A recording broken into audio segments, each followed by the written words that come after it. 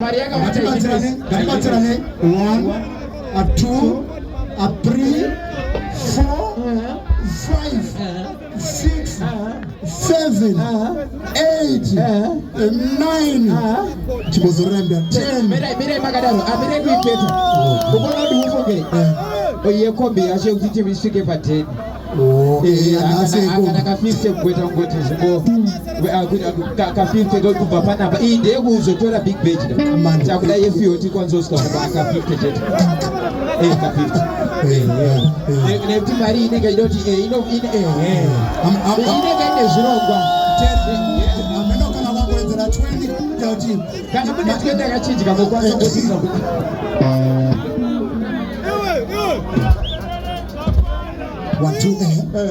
Unless kana wakudoa yako. Takadisco gonya Robert ndoba national to gosika. Bata bandi bobi wa marina mko?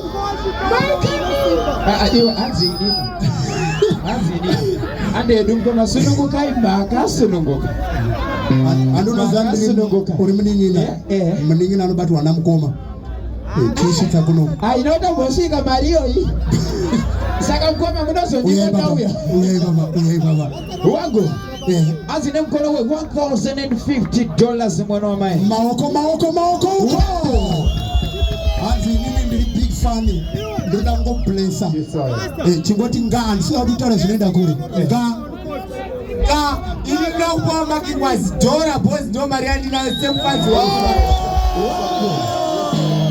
Fans agaronge kama na mae. Baba wewe ndio chapa. Adendara. Jaja Express ichechi epadze haizare. Jaja Express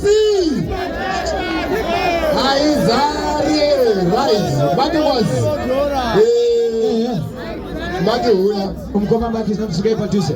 Right. Nini? Nakumbira tangana kumbira kuna maki hapo.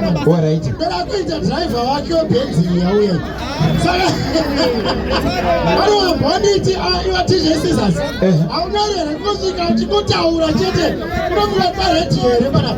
Chilena ntaurike muromo. Ndotaura kuti afana vangu. Enda mberi mfana. Magi, ndoda kuti uzive kuti une vanhu vakuru vari kukuappreciate vari kure. Ndauya pano ndakamirira vamwe vakuru vanoitwa Dr. Kudzai Shava. Dr. Kudzai Shava, as we speak right now, vari kuGwelo. kuGweru ndo kwavanogara. Vanditumira mari zvikanzi handina kukwanisa kuuya asi $100 enda farai unopa Maki Ngwazi. Maoko.